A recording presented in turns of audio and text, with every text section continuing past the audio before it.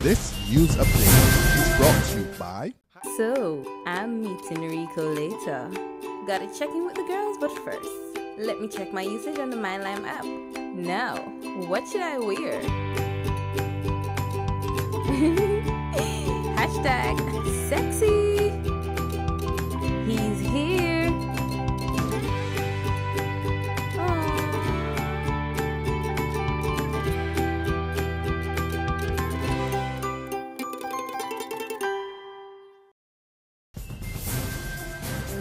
It's Tuesday, March 10th, and time for the Barbados Today afternoon update. I'm Fernella Wedderburn, and a warm welcome to you. Our top story.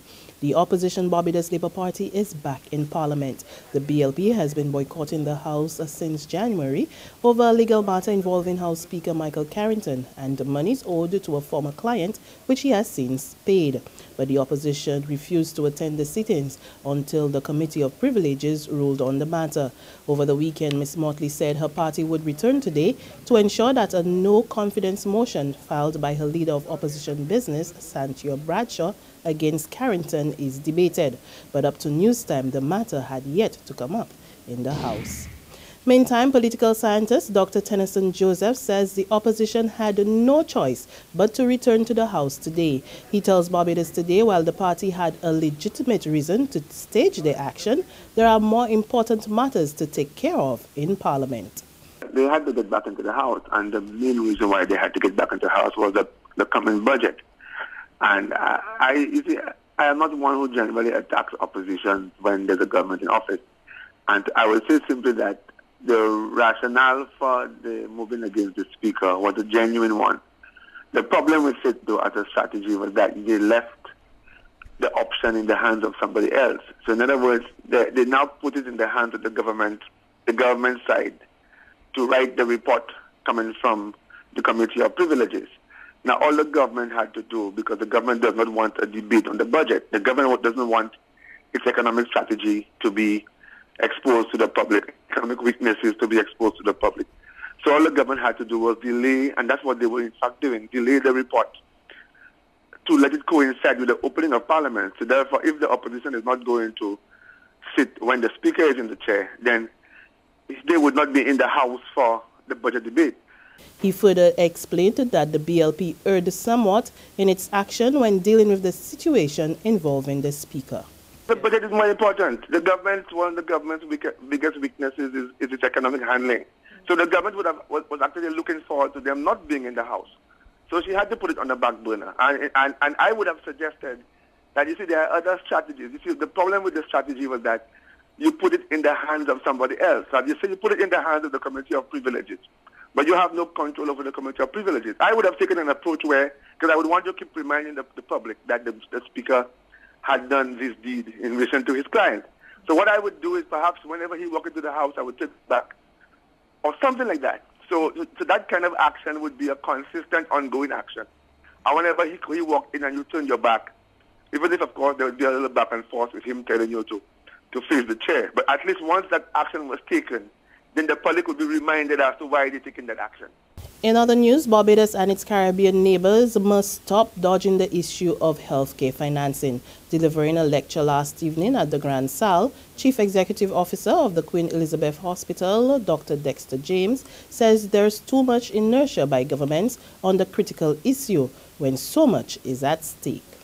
The gains that the Caribbean has made in terms of immunization levels, good maternal and child health, will be lost and eroded if we do not address this question of healthcare financing. It is no longer an option. It is really an imperative for us today. Barbados is in line for millions of dollars to complete road repairs in some areas and begin road rehabilitation in others. Parliamentary representative for St. Philip North, Michael Lashley, told constituents that a number of roads in the community would be taken care of as government is now in line to access funding in the next few months. Cabinet just agreed. We joined an organization called CAF, right? That gives money at a very low interest. They have agreed to give us $20 million in the first tranche hopefully by, let me say, May. to do a project in relation to road building in Barbados. There will be another set of money coming later down the year from the IDB. They have agreed to give us money to. The projects are here in terms of East Point to the house, East Point to our house, East Point back to the field. Finance will be starting out very shortly in terms of the monies that we have to pay to the contractors. There's regional and international news after this short break. Secure your future, be financially strong. Since 1983, we have been there for you. A smart range of products, great tax benefits. We're the solution to your hopes and your dreams. The Barbados Workers Union Cooperative Credit Union. The Barbados Workers Union Cooperative Credit Union. Humble beginnings to smart loans, smart savings. Save smart and borrow smarter. That's the move for me. Stability, prosperity. We're the solution to your hopes and your dreams. The Barbados Workers Union Cooperative Credit Union. The Barbados Workers Union Cooperative Credit Union. Some of the field cricket news now. West Indies all-rounder Kieron Pollard is calling it quits. According to Trinidad and Tobago cricket officials, Pollard informed the board that he will be taking an indefinite break from first-class cricket. The confirmation came shortly after Pollard took 5 for 36 for Trinidad and Tobago in a 175-run loss against the Windward Islands in the WICB Professional Cricket League yesterday at the National Cricket Center in Couva. He will also be out of the Red Force team for the next PCL 4-day match against current leaders Guyana Jaguars in Guyana starting Friday. We continue with news from the region. They swore to serve and protect the country, but for the second day, police, prison and firemen in Trinidad and Tobago continued what they call a day of rest and reflection. The security forces are calling on the government to either review or remove the office of the Chief Personnel Officer over the decision not to meet the demands for a 19% wage increase. The CPO is offering a 10% increase. However, Director of the National Operations Center, Gavin Hera, assured the public that everything is under control despite the protests.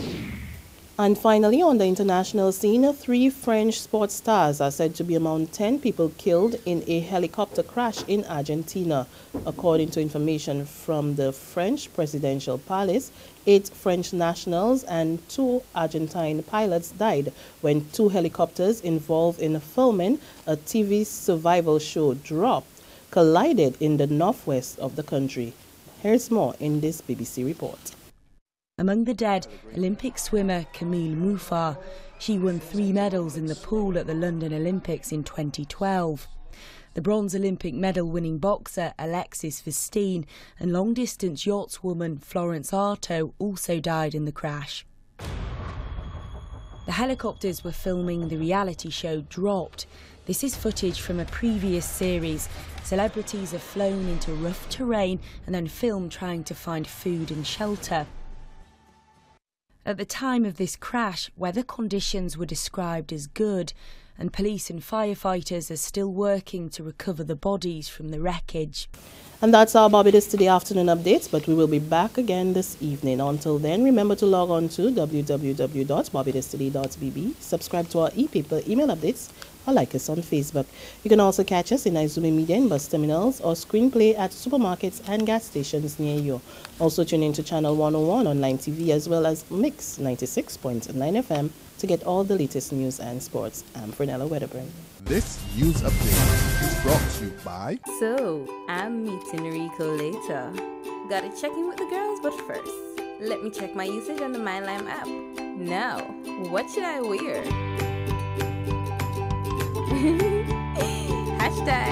#sexy.